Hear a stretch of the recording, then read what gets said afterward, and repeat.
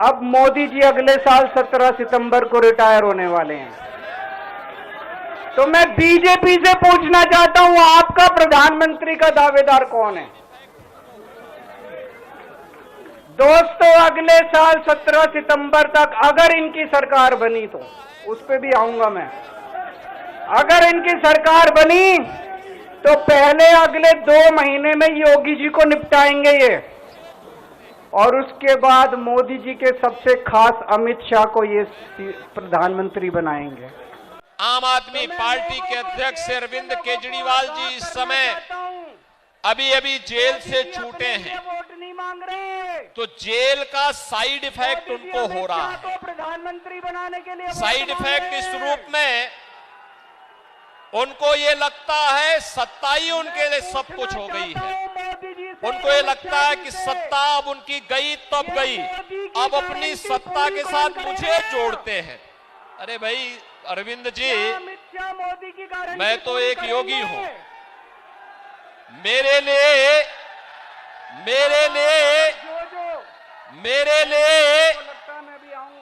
लिए nation first है। देश के लिए, सनातन हिंदू धर्म के लिए एक बार नहीं 100 बार, एक जन्म नहीं 100 जन्म में हम सत्ता को ठुकरा सकते हैं, लेकिन देश और सनातन धर्म के लिए अपना सर्वस्व न्यौछावर करेंगे। अब एक खुशखबरी है, सबको बता देना, जो मैंने बातें कही है बड़ी हम लोगों का जो कुछ भी है वहां बैठ के यही सोच रहा था 50 वह तो जनता जनार्दन के लिए है। हमारा कोई अगला आगे पीछे नहीं है। जो कुछ है जनता जनार्दन के लिए है। जैसे पहले थे वैसे ही आगे भी रहने वाले हैं। मुख्यमंत्री हैं, अपने नेता के मिशन को जमीनी धरातल पर उतार करके गांव, गरीब, किसान, नौजवान, महिलाएं और बिना भेदभाव के योजनाओं को जनता जनार्दन के लिए समर्पित करने का काम भी कर रहे हैं, और साथ साथ बेटी और व्यापारी की सुरक्षा की पुख्ता व्यवस्था भी कर रहे हैं। अयोध्या में रामलला का भव्य मंदिर के निर्माण में भी योगदान दिलवा रहे हैं, तो माफिया और अपराधियों का और दंगाइयों का राम नाम सत्य है की यात्रा भी निकाल रहे हैं। अब एक खुशखबरी आप लोगों के लिए। लेकिन आपने दिल्ली की सत्ता जिस उद्देश्य से हासिल की थी, याद करिए, आपने कांग्रेस के खिलाफ अन्ना हजारे जी के मिशन को कलंकित किया। अन्ना हजारे जी ने एक पवित्र मिशन चलाया था, भ्रष्टाचार के खिलाफ आंदोलन पुख्ता किया था, और आज भ्रष्टाचार में लिप्त, देश के पहचान का संकट खड़ी करने वाली, भारत की सुरक्षा पे सेंध लगाने वाली, भारत के विकास को बाधित करने वाली, भारत के अन्नदाता किसानों को आत्महत्या करने के लिए मजबूर करने वाली, भारत के नौजवानों को प्लान करने के लिए मजबूर करने वाली कांग्रेस को अपने गले का हार बना करके आप उसके पाप में शामिल हो गए हैं।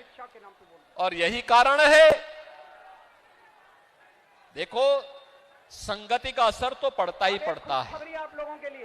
कांग्रेस के भ्रष्टाचार में लिप्त हो गए तो स्वयं भी लिप्त होते होते जेल की शिक्षों के अंदर चले गए, और जेल के साइड इफेक्ट को मुझ पे थोपने का प्रयास कर रहे हैं। मुझ पे मत थोपिए, लेकिन एक बात मैं जरूर बोलता हूं कि दिल्ली की जनता बड़ी सुकून से थी। आप फिर बाहर आ गए हैं। आपकी खांसी से दिल्ली की जनता भी खांसते हुए दिखाई दे रही है, हाँफते हुए दिखाई दे रही है।